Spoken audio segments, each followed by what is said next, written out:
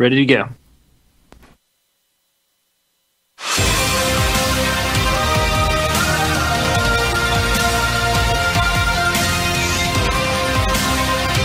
Irreverent, entertaining, cool.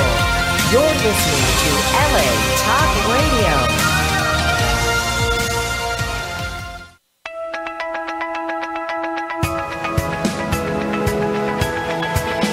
You're listening to Peace Fund Radio with Ethan Dettenmaier and Adrian Paul, right here on LA Talk Radio. Ching! You know what that is? You know what that is? Let me guess. That's your Highlander sword. No. It's not that. Not at all. That's the sound of poker chips going down on the table on Saturday 26th, which is this coming Saturday, which you're going to be at doing Peace Fund Radio with me, right? I do know about a very exciting, charitable-driven poker tournament that's loaded with celebrities, and it's going to be every bit as exciting as you say. I'm not sure that that's the sound that a chip makes when it hits a poker table. I need to brush up my chip. I mean, that...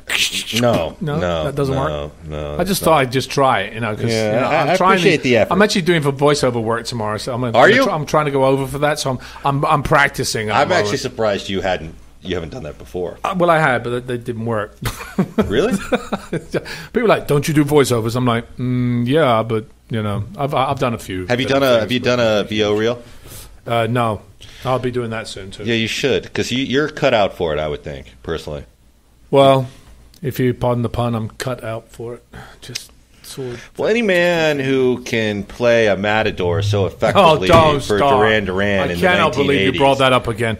This is something he constantly brings up, matador. But just because I look good in tights, what can I tell you? Hey, and not everyone can pull that look off, my friend. But the truth of it is you do accents really well, and that's kind of what that business depends on. What are you talking about? And there's I don't do accents. Yes, you do. We were just talking about how the Brits always get cast as Nazis in ways. Yeah, actually, I had that haircut a little while ago. My manager went, "Oh, good, we can cast you as a Nazi now. That would be really good, fabulous." Well, there's nothing wrong with that if the role pays. Wrong with it. Except I'm not the color for a Nazi. I need to be blonde and blue-eyed, not dark-haired and shaven head. Doesn't work. They weren't all blonde and blue-eyed. No. Come on. I mean, don't you? The Aryan race. Let me tell you, the Nazis were not exactly. They weren't dark like me. And as they had their own. You being half Italian, I'm sure can appreciate your part in that debacle. As the Southern partner, the junior partner in the Axis powers. Excuse me. I'm Italian. I wasn't even well. born at that point. No, we weren't born at that time. But I mean, we could certainly appreciate the country of our forefathers and their role in that, and so you could always play a Italian collaborator. Okay, Did you ever see Von Ryan's? Do you want to see me run? Is that what you're trying to say? No, I've seen you run on a soccer field, and you still can do it. Actually, well, that was a couple of years ago. Now it's kind of different. Somebody asked me, "Are you guys going to play a charitable soccer game again?" And I said, and I shook my head, and I go, God, I don't know if I'd survive it. I really don't. Do the interesting thing is you do have to train for it. But thing, I was talking to somebody the other day because my kid's in soccer now too. Football, as we call it in England, which my brother would kill me if I said soccer. Anyway, they basically said, the trouble here is that a lot of it's turf.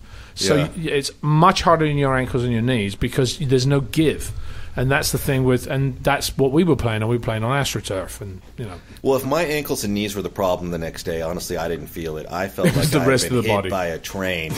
I mean, especially when I took that tumble, I did that brilliant. I still have that picture. It was a fabulous. Oh, picture. Everyone's got that. Yeah, everybody's got that picture. That's a Hall of Fame photo. The back area of Ethan and the feet in the air, rolling over. It mid-air. Looks like someone dropped me on my head.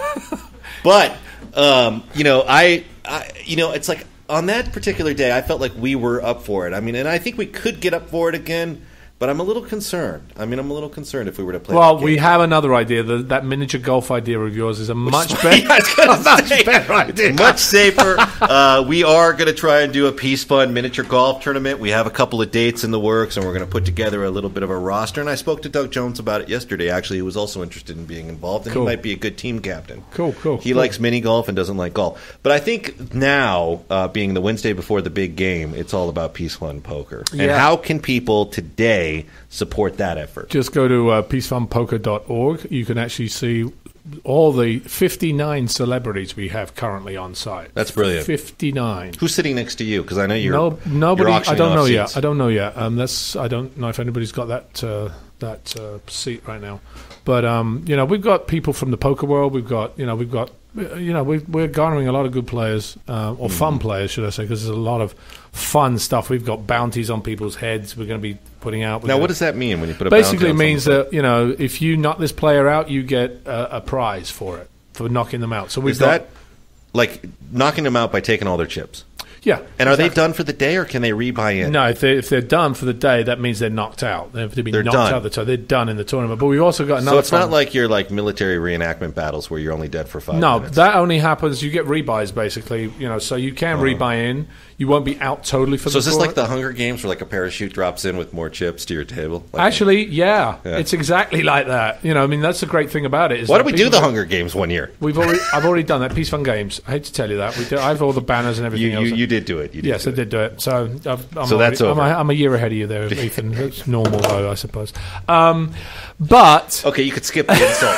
I was actually going to say, I'm just trying to help the cause. I want to actually point out that this is the second year for Peace Fund Poker, and we all know that from year 1 to year 2, a lot of it is smoothed out and a lot more fun. Yeah, there's a lot more fun, but there is still. There's always bumps as you. It takes you 3 or 4 events. It does to really get your feet. Knowing where you're going, who you're going to, and getting that done well ahead of time. We started 2-3 months ahead of time this time, and we should have started 6 months. Yeah. So 7 months. It's a really interesting world, and so we're learning a lot of stuff. But it's really very cool. I think the important thing to remember is that it's for a good cause, and it's a chance to help people who need it. And you can have fun in the process. And it doesn't really get much easier than that. Yeah, we've got some interesting people that we're actually going to be helping this year. So one of them is Libby from Libby's Hope that John could actually mention. Good. Well, we should talk a little bit about that. I wanted to ask you real quick.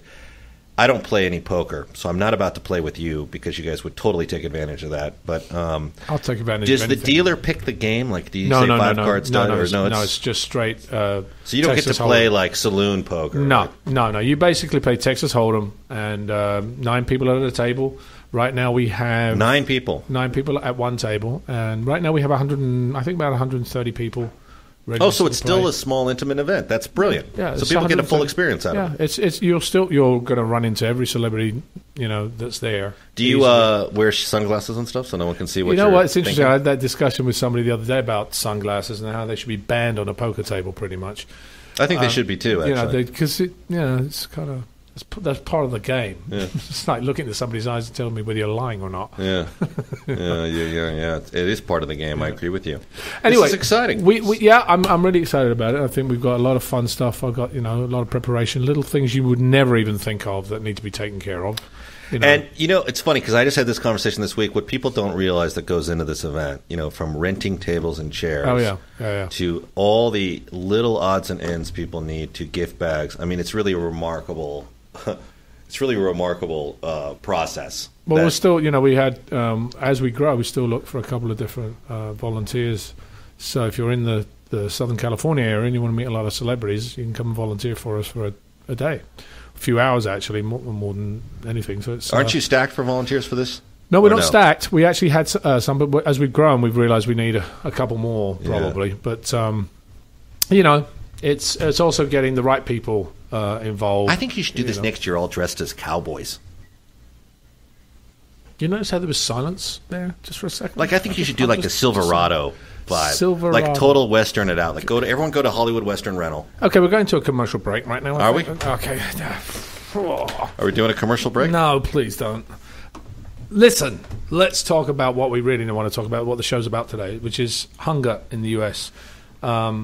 Last week we talked about the problem of eating disorders and among kids, and we're talking about those children who deal with food insecurity in their young lives. But when most people think about hunger, they think of a starving kid in a third world country, or perhaps a line of homeless people, outside in an inner city soup kitchen. Mm. The truth is, hunger is a huge problem in the United States. It's not always easy to see that. It's we're known for wealth and prosperity, and 50 million Americans, however, struggle to find their next meal. 50 million, think about that. 50 million Americans. Americans struggle to find their next meal. In a nation of how many? 350 million? Roughly? No, we're now about 325, I think it was, 330. But the face of hunger has really kind of changed. It's no longer the homeless man on the street. It's millions of people that are struggling to feed families, and no one is stranger to economic hardships, especially since 2009 when we all had those, lovely fallouts of the financial markets. Facts, which we love to give. 22 million low-income children rely on free or reduced-priced lunches for their nutritional meals on an average school day. 11 million low-income children receive free or reduced-price school breakfast. And 17 million children in North America go to bed hungry. That's a pretty staggering number. 16.2 million children live in households that lack the means to get enough nutritious food on a regular basis. Why would you think that was actually a number we should be listening to in the United States? We think we actually have it all. It's other countries that need the help. But in fact, there's a lot of kids here that need that help. 3 out of 5 teachers say that the children in their classrooms there are regularly 3 kids that come into their school hungry. And more than half of those teachers, 53%, say they purchase food for hungry kids in their classrooms. 1 in 10 of these teachers buys food every week. Many families suffering from hunger and poverty live in areas where fresh, unprocessed, healthy food is not available or inexpensive. I actually found that recently when I went to yesterday. We went down south towards Santa Ana. And to find, anything in an area that didn't have some of the food chains that were fried, sitting as saturated fats and all that type of stuff, that's the only thing some low-income people can actually afford to eat, which is a shame.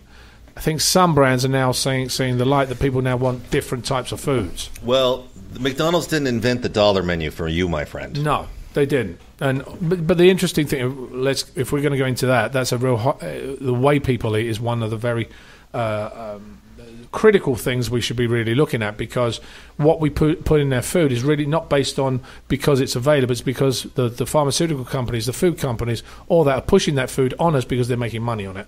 And we have to take that back and decide that, no, that's not what we want to eat. We want to eat fresh food that's not going to give us some things like coronary heart disease later on in life. That's the facts. But how do we do that? Well, we do that by not buying those, trying to go, okay, I'm not going to go and buy. There are so simple ways to do it. It takes a tad more effort because it's not the norm.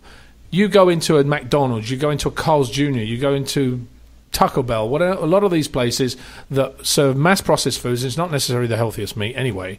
And you basically then take it away and say, okay, let me instead put something in my kid's lunch bag that I've made from an organic source or from a store that have actually bought that food and it's been cooked for me.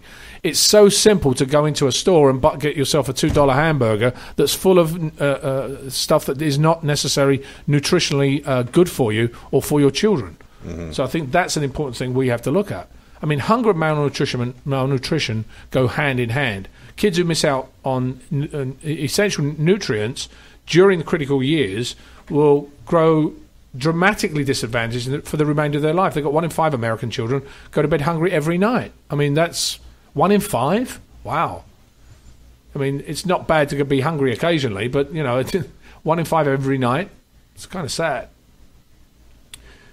Let's talk a little bit about Food and Drug and Action Centers. Hungry children, compromised immune systems, and 2 to 4 times as likely to as nourished children to develop healthy problems, ranging from relatively minor to potentially fatal consequences. Childhood hunger also impairs cognitive development. Kids who don't have enough to eat do worse academically, do worse socially, and risk becoming so impacted even by only temporary food insecurity that recovery becomes impossible. So what you're giving your kids out there, the foods that you're giving them, is important in so many different other things, other factors of their lives. And that's something else. Again, we talk about the domino effect on this show, how one thing leads to another, and that's one of them that we might not necessarily see the effects immediately, but later on you will, and they will too. Because most people think hunger is about the holiday season. We see a ton of food drives right around Thanksgiving, but what happens to the rest of the year? Food insecurity is a year-round issue affecting millions of families and individuals across this country.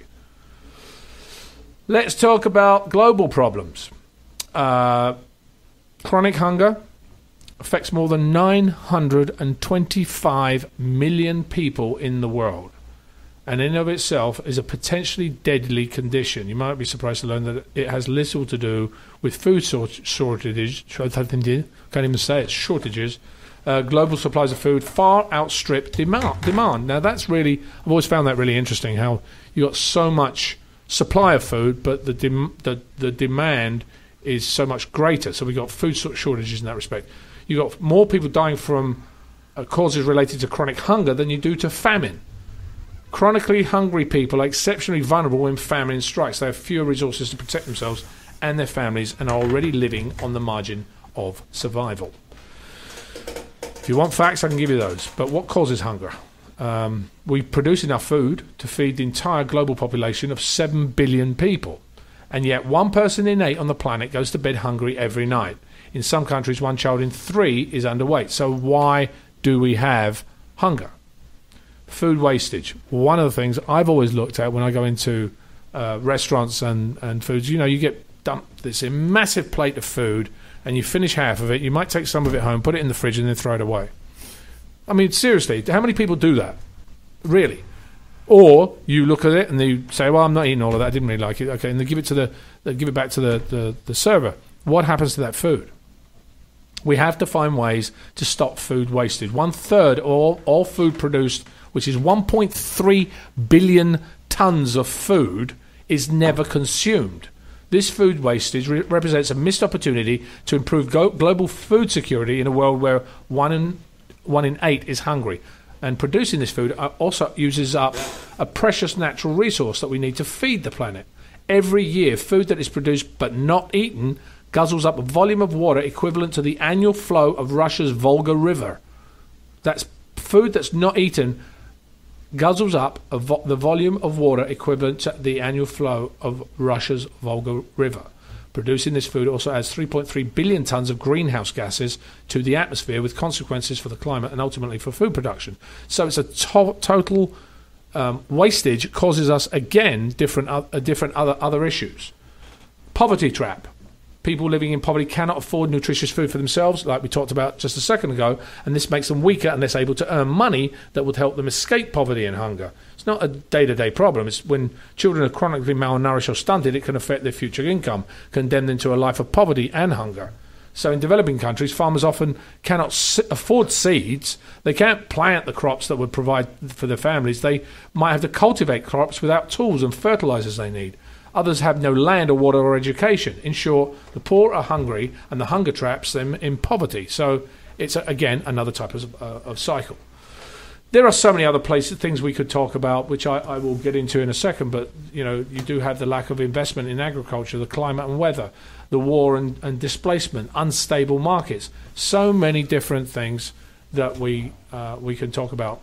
I want to bring us back to the show right now, because what's your thoughts on this? And I know we have John Beerley sitting in the wings on this one too. But John Beerley is in an undisclosed location or a secret bunker in Indiana, but he's prepared to chime in with all the facts. I am prepared. Good morning, guys. Sorry I've been a little quiet this morning. I've been communicating with our hero of the week we're going to bring on in a few minutes, who is someone who is actually taking this problem head on and actually addressing some of the issues that Adrian had mentioned earlier about food wastage. So we'll be bringing him on in a little bit to talk about what he's doing to try to work around that food wastage problem. Didn't France do some sort of footprint rule where restaurants and markets can't throw out food that would be interesting to find out. Anybody out there on the Twitter pages having a look at that? When something I'm Googling as we speak. When something was expired, it had to be turned over to a shelter so it could be put in the the system for those who needed it most, or something. It was actually a really good rule. It was a really great law. Something we'll probably never adopt here. It's interesting. Why do we? There was we brought on a hero of the week. Adrian, France had passed legislation that bars stores from spoiling and throwing away food to try to tackle the epidemic of waste alongside food poverty. French supermarkets will be banned from throwing away or destroying unsold food and must instead donate it to charities or for animal feed under a new law set to crack down on food waste. Now that is brilliant. Yeah, it's a cool. Why don't we all deal with that? Because it's a very simple way to get rid of some of the food wastage. Yeah. I mean, we have it's a good first step. We brought on the show at one point a young girl that had created this. Remember the oils that were being used, and then they turned them into power. Yeah, where all the restaurants that had, they cook food, they fry food, etc. They used to take the oil and dump it in a container and it'd be thrown away. Instead, what she does is collect all that oil and put it into a receptacle for the city, who then use it and turn it into energy, electrical power. That's what we should be doing with food. My daughter, for about, I don't know, it was like in the 5th grade, for about a month or so, suddenly asked me to pack double fruits and double vegetables and stuff, and I think I may have told you this story. You haven't told me this one. No, what's gotten into you? You hate this stuff. It's like, a lot of kids do. Yeah, she's like, no, Dad, I want 2 bananas, and I'm like, you don't even eat bananas. So one day I finally go, I'm like, what is the situation with you? What's going on? And she actually didn't want to confess, and she thought she was in trouble, but she was actually packing a second lunch for a friend that couldn't afford to bring one. So sweet. And we went to the school, and I said, well, look, my daughter's bringing 2 lunches. Can we just put money on this kid's cafeteria account? Mm-hmm. And the school had a program that you mentioned earlier, where they put somebody on there and they can get a free school lunch, which in itself is a very, very nice move. But again, like you said, from a nutritional standpoint, it can use improving. It's a good first step. But I think it has a wicked piece of machinery. It has to start. I mean, we've talked about this before. Jamie Oliver, who came over, he started it. Well, we like that England. guy. I love him. I think he's a fantastic. But you have an institutionalized system. In England, it happened. They did exactly that. He went into schools and he said to them, "Look, this is what you're serving your kids. Why don't you give them this? It costs you the same or for a little bit less than what you're already spending on them, but it's massively more nutritious, and then you're going to get better results from them, because when they're not sitting there with lots of carbs or sugars, etc. in their system, they're going to be more alert, more attentive, and therefore they're going to be able to learn better." However, in the United States, when he came to try and do it, the institution, the ladies that ran the kitchens, etc., thought he was coming in to butt into their already established ways of serving food for kids, which wasn't necessarily the best healthy option. Well, our answer in the United States is to throw a guy like that out. That's what they tried doing. Stop making sense. Don't do that. Don't come at us with your logic.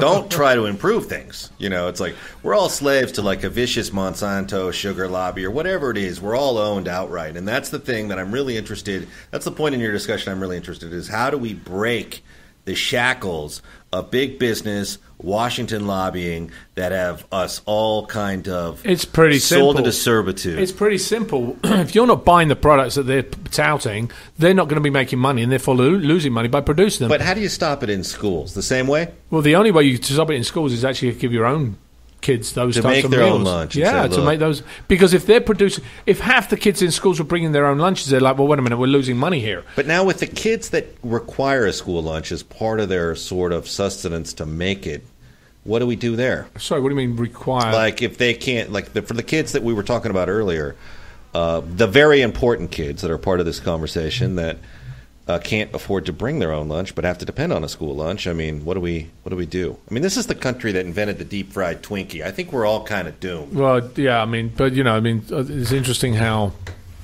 McDonald's is shutting down. I think it's 1,500, 2,500 of their stores worldwide. You've got Taco Bell. Should, honestly. Taco Bell now moved, but their money is not in the food industry. No, I know. Their money is in real estate. They are the largest corporation that has the most money in the world in real estate. They are mega rich in that respect. So that's not where their money is. But Taco Bell now is putting all their things in drive-thrus. But why don't they produce better food? I was actually in a place yesterday. It was a fast food. It was called Waba. They had the steamed vegetables, and they had salmon, and they had stuff that was like, you were like, actually, this is relatively healthy. It's not fried. It's not put in a bunch of grease or and it's great. Sounds promising. I got 2 pop culture notes for you based on what you just said. Okay, First of all, I think Taco Bell was just dealing with the lawsuit that there's not enough beef in their beef to qualify as beef. But that's the point, isn't it? Isn't that the point? Yeah, that is the point. Believe me, that's an alarm. It's the point. But I would hate to be a nutritional value publicist for Taco Bell because of all the things that go online. Social media of like the one employee licking like the entire row of taco shells and these like almost like French underground tactics to bring down the regime. Like this. And then there's also a very interesting tribute to McDonald's known as Mac Sabbath. Have you seen it? No. The Black Sabbath cover band that dresses as the McDonald's and Hamburglar and Grimace and those guys, and I missed that. And basically sings about becoming vegetarians. So I would say that there is sort of a resistance movement, kind of gaining momentum against the fast food giants that are holding us down. Yeah, but isn't that the point? That's the point of changing the way it's eaten by doing that, by doing exactly that, by what the French are doing. For instance, why don't you get state legislators? I love that idea. It's a great idea. It's so simple to do. Idea. And that's the thing that's so troubling is it is simple to do. But it won't be simple to implement here. No, unless somebody's not making money on it or not losing money on it. Some criminal-minded politician will block it because some lobbyist in the dough factory will want to make more loaves of bread and not, I don't know how it's going to break down, but it'll be tragic. I would love to see it implemented. I think the French deserve a lot of credit. And I thought they implemented another law, and our secret Pentagon director in Indiana can confirm this, but I thought they implemented another thing where rooftops in France were now going to be fabricated to collect rainwater. That's another great thing. Oh, man. Working on that right now, too. See, there he is. But let me tell you, what's so amazing is here we're struggling in a debt, or we're struggling in a drought and a debt here in California, where those simple techniques could have prevented all of this. Well, the interesting thing about the drought here in California is you're looking at something. It's not necessarily we have, we say, okay, here comes the rain. Oh, it's great. It's raining. We're out of the drought. I mean, it rained. No, we're not. But it's not the point. The point is it's the underground water table that is the issue. Yeah. That's where the issue lies, and that's why Northern California is in much worse condition than we are down here. I think personally, look, conservation should be the thing anyway, even if you think you got tons of resources. I think you should be modest in your usage. Well, I think gray water systems should have been implemented 30 years ago. Yeah. I don't know what the delay is. This rooftop conversion possibility that John's going to verify or either debunk momentarily, that's a great. It was in Colorado, Ethan. Actually, that was look, give the Americans credit. House Bill 1259 that passed the Agricultural, Livestock, and Natural Resources Committee, and now advances to the full House to allow people to collect the rain that falls on the rooftops to put back into the earth. That is a step towards brilliance. Yeah, I mean, and what was that out of Colorado? Is it a state law? Yeah. Yeah, proponents of the bill say that the average homeowner could collect about 600 gallons of water per year to water their lawns or gardens. 600. I think the next big industrial billionaire is going to be the guy that can make synthetic lawns that feel real, that can replace all these lawns. Well, I'm looking into that right now, but they're extremely expensive. Yeah, but see, that's the thing. If we can make it cheaply, and there's going to be a way to do it, then we can avoid a lot of this watering our lawns and ultimately sidewalks and driveways that we're doing with misfiring sprinklers. There's so many things we should implement. It's a pity in a sense because everything's getting plasticified. Well, it doesn't have to be plastic. I mean, come on. No, I'm just saying, everything's fake rather than fake. We could have, we can actually go down and have fake trees around there too. I believe little trees in there. We should have implemented gray water systems decades ago. I agree. Not black water systems. I don't have any confidence in those, but gray water systems for sure. What's black water system? The difference between a gray water system and a black water system, and again, the Pentagon will verify this briefly if we can get some facts. They'll be calling in a minute. Indiana will verify this. My understanding is a gray water system is basically your dishwasher, your washing machine, taking that water and using it, as I would like to see it, is using it for agriculture. And some people can spin it so it can be purified into drinking water. A black water system is all the water in your house. And I don't believe from the plumbing of your toilet and stuff that should be, put through a Dune-like still suit where you can drink it again like Maxwell Inside Out. Well, I wouldn't drink it, but maybe you could use it for watering your lawn. Yeah, I think so. See, that I'm fine with. These are all things I think, I agree with you on that. John. Yeah. Basically, gray water is all wastewater generated in a household that does not contain human waste. Right. Basically. All streams except for the wastewater from a toilet. Sinks, showers, baths, clothes washing machines, dishwashers. Contains fewer pathogens than domestic wastewater. Generally safer to handle, easier to treat, easier to reuse on site, etc. Mm-hmm. Well, we are there. We started with food and went to water, which is actually okay because both of them go kind of hand in hand. John, let's just bring it to Hero of the Week right now. Let's go ahead and bring this young man on. This is an incredible young man, and this is actually the second hero in a week in a row who has used technology, who has an app to help further his cause. Our Hero of the Week this week is 17-year-old Kiran Sridhar, a winner of the 2014 Gloria Barron Prize for Young Heroes, who fits right in with today's topic about food and hunger. In 2010, at the age of 12, Kiran founded Waste No Food, which you can find on his website at wastenofood.org. Kiran is joining us today to talk about the unique way that his organization connects charities to food and the food to those who need it. And I just sent Kiran the signal. He should be calling in momentarily. So he's calling us. So he's calling us. Yes, he will be calling in momentarily. I think that's reflective of John's opinion on our technical skills. That is. Now, see, if I'd said something like that, John. You said things equivalent. I would have actually lost my head. No, come on, it's not like that. No, not at all. Just the circumstances were easier for him this morning to call us. But again, you can check out his website at wastenofood.org to kind of get a sense of the ways that he goes about connecting charities. He basically has a network of charities, restaurants, farms, other vendors that he puts together through technology to get food to people who need it. That's really very cool, actually. That's a very cool little way to do it. How old is this hero? He's 17, but he started doing this when he was 12 in 2010. That is impressive. Well, I mean, that makes it 5. In the meantime, I could blast some Mac Sabbath. Mac Sabbath? Oh, yeah, that's right. We could actually do that. It's actually quite terrifying to see a guy in a Ronald McDonald clown suit screaming Mac Sabbath lyrics at you and telling you need to become a vegetarian. Yeah, you need to be a vegetarian. Really, but what's even more scary is a giant grimace next to him. Anyway, here's our caller of the week, our hero of the week, rather. Excuse me. So, Kiran, is this Kiran? Yes. Hi, Kiran. Good morning. How are you doing? You're on with Adrian Paul and Ethan Dettenmaier on Peace Fund Radio, as well as John Bailey, who I think you've been chatting with. Yes. Hello. Where are you this morning? I'm from Palo Alto. You're from Palo Alto, so you're in the California area. Yes, I am. Fabulous. So, John's been telling us a little bit about your network, Waste No Food. Can you tell us a little bit more about it? Sure.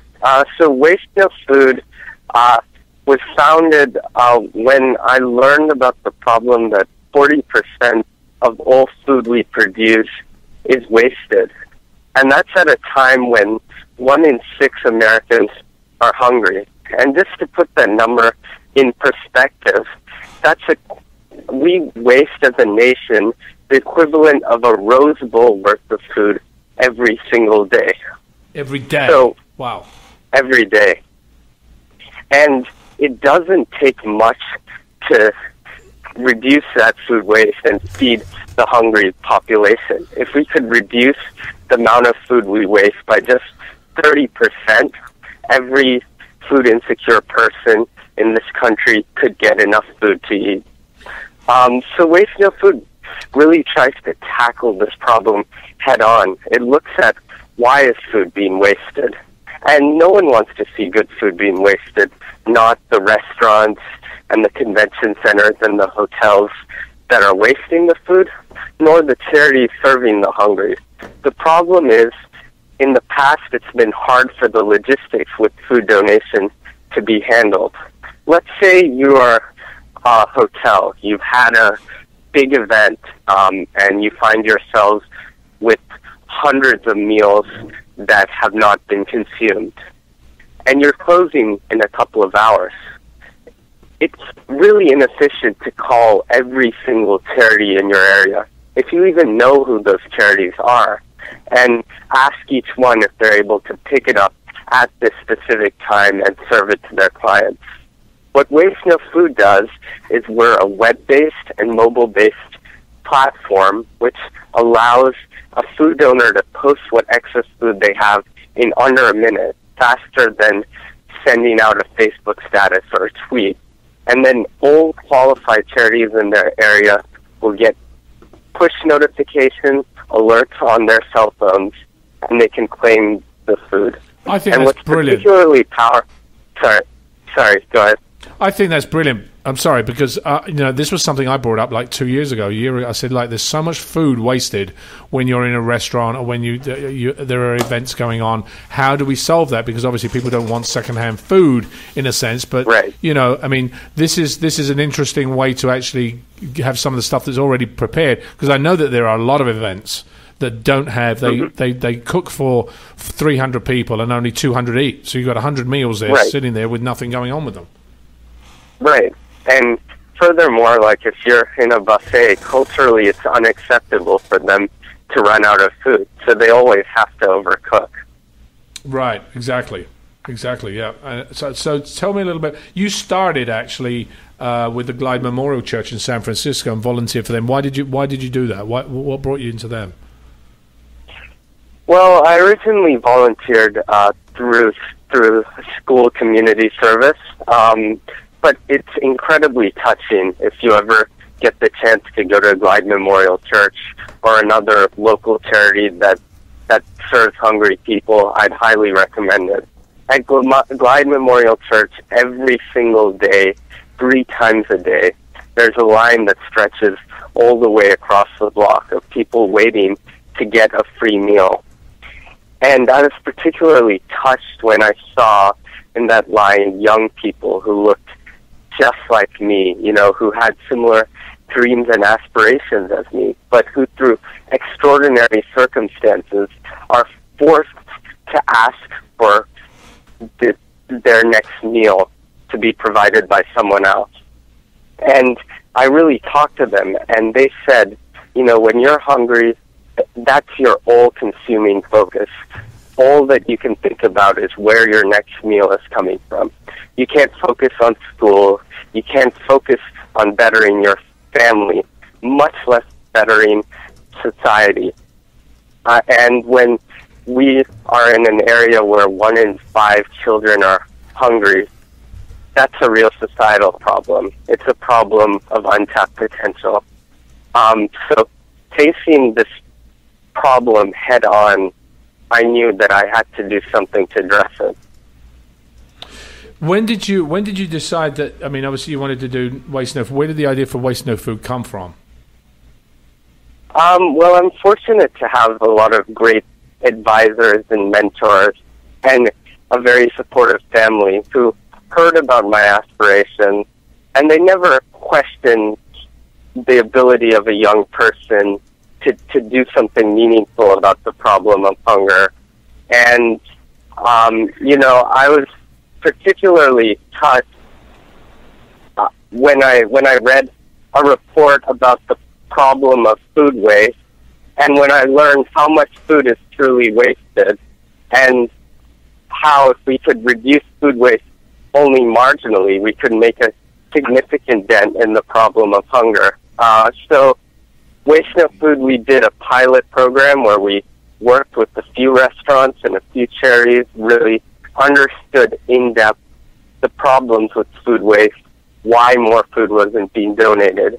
And based on that, we designed a program that helps eliminate many of the logistical challenges associated with food waste to make it really a frictionless experience. Let me ask you a process. So let's say, how do you go and you've got this idea in one area. What areas do you serve right now? So right now we serve the Bay Area primarily. We have a big program in San Jose. In addition, we're expanding to Southern California. But one of the really powerful things about Waste No Food is it's a technology platform that's incredibly portable, adaptable, and scalable. So because we leverage technology, it can really work for many communities throughout the nation and hopefully in other nations as well. Let me ask you a question. How do you... Okay, so you've got the idea, you've got the platform. How do you go to restaurants? Do you get restaurants to actually sign up for your software? How does that work? How do you structure this, the people that actually need the food to the people that are actually giving it? Right. So one of the very fortunate things is our early restaurant partners were incredibly passionate about this issue, and they really wanted to make a difference. And once they saw how this platform was making it easier for them to benefit their immediate community, which they were a part of and which supported their businesses, they were our most powerful advocate, reaching out to their friends in the industry, reaching out to people who could help us expand. And, you know, one of the really gratifying things that I've found is it's easy to build a movement when you're tackling a pressing issue. And there are so many talented people who are willing to volunteer their time and their talents to help expand this initiative. What do you think? What do you think the biggest issue? You've worked with the hungry for a long time. What's the biggest issue facing children and hungry families today, do you think? I think it's a matter of logistics. As a nation, we produce around 5 times the food that we need to feed our entire population. So really, the issue is not one of food production, which is a common misconception. It's an issue of logistics, and I think one of my greatest idols is Norman Borlaug, who is the agricultural scientist who started the Green Revolution and is credited with saving the lives of 1 billion people. And he said, without food, man cannot last but a day. Without food, all other forms of social justice are useless. There is really no greater social equalizer than eliminating the problem of hunger, and it's definitely within our power. And, having seen and interacted with people who are hungry firsthand, I feel that it's our obligation to do something about this problem.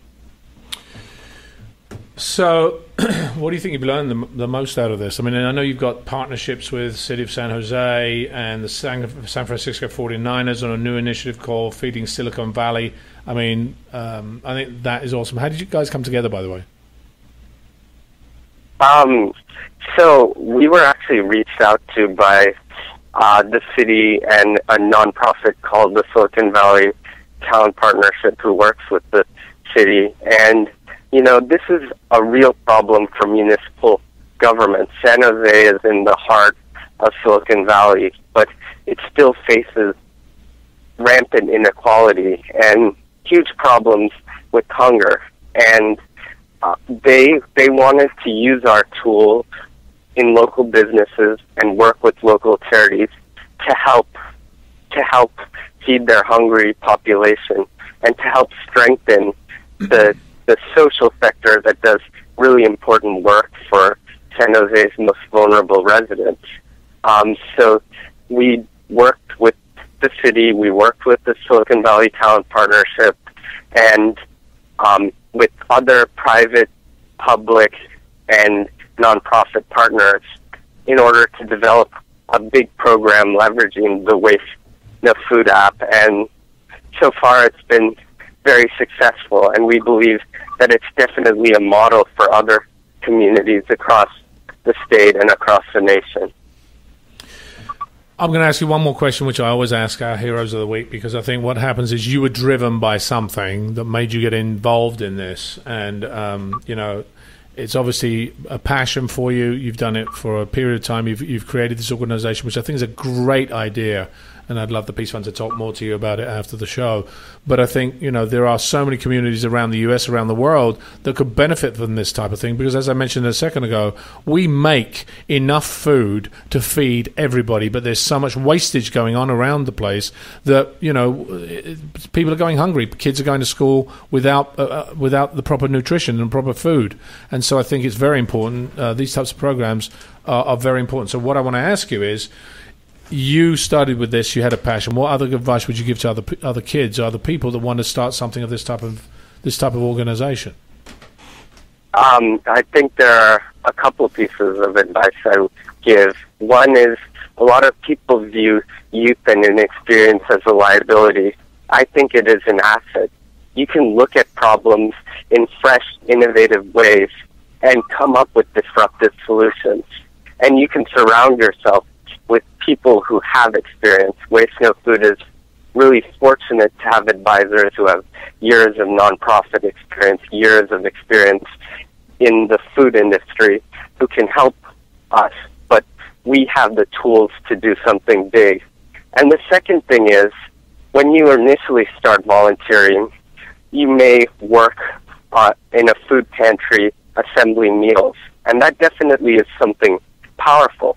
But when you want to volunteer in a deeper, more meaningful way, you should look at things that leverage your skills. In this era, we have a lot of resources. Technology enables us to impact communities far and wide. And by leveraging your unique skill set, you can engage in initiatives that really make a difference.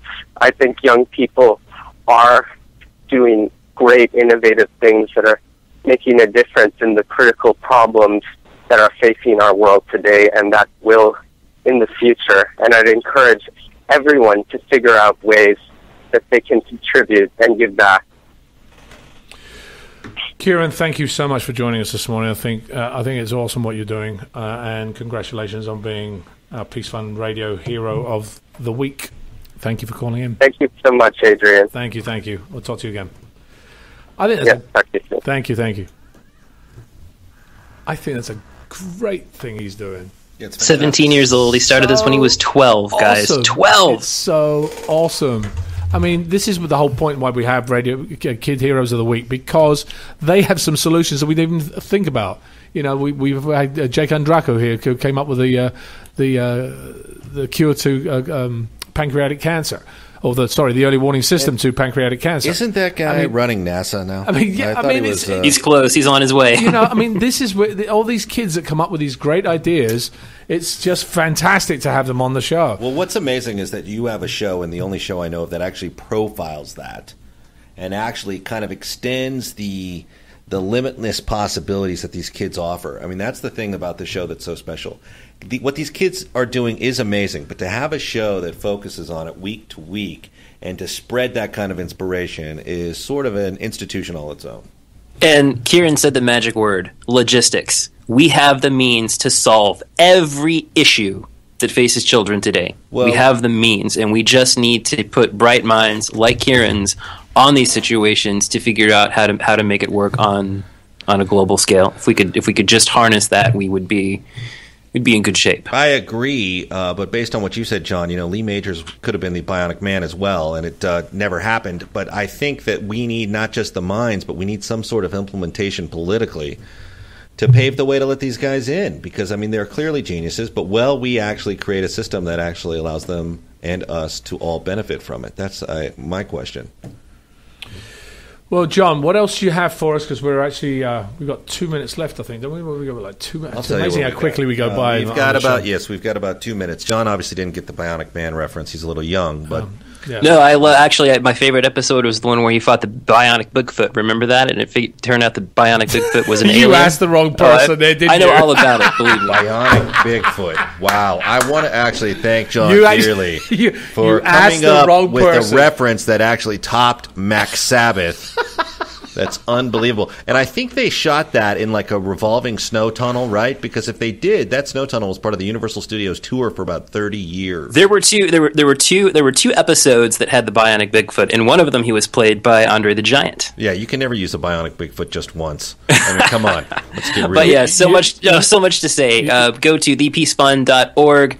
peacefundpoker.org to find out about our big event in Los Angeles this weekend. You can sponsor celebrities, pick one of your favorite celebrities, sponsor them in the tournament. You can sponsor our good friend Mr. Adrian Paul. Yeah, are you sponsored? Sponsor me. I'm getting sponsored, but I want people to sponsor more. Sponsor me, please. Oh, yeah. It gets chips on the table and donates for the kids as well. So it's a 2-in-1. It's a tax-deductible donation. Brilliant opportunity. I want to say real quick in closing, I want to thank John Beerley also for kicking in $25 to our campaign, which is an attempt to bring Halloween to some of the kids in social services in Canoga Park and do a little bit of a fall festival cookout for them. Very generous of you. Thank you. GoFundMe.com/CombatHalloween or CDBaby.com/CombatRadioHalloween. Wow. 45 tracks. You can get 45 tracks of amazing spoken word stuff. Ghost on a Motorbike, Ethan, I think, is one of my absolute favorites. Have you heard it?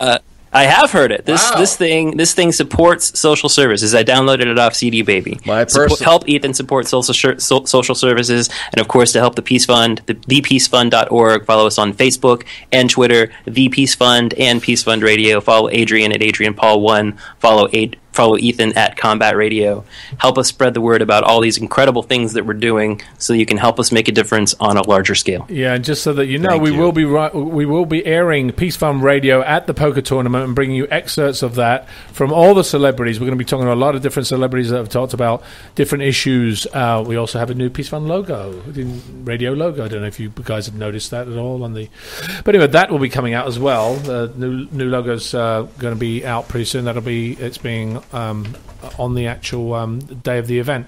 So we will also bring you, it will also be shot, we will be filming it as well. So you'll be able to see a lot of things. There'll be things on YouTube. Jameson Mitchell, who actually worked on our Combat Radio Halloween album, is shooting it for you. Fabulous. It's so awesome. A lot of great people that come and help to volunteer, or reduce their prices drastically to come and help this event. And I thank them all. I thank all of you out there for helping us put food on the tables to help kids that are in need, to actually bring a little light to some of the kids that we support.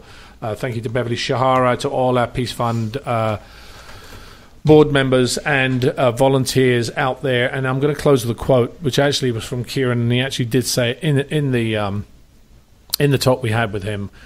Every day in the United States, the amount of food wasted could fill the Rose Bowl Stadium. I find it unconscionable that people are going to bed hungry. This is Adrian Paul and Ethan Dettenmaier. We'll talk to you next week.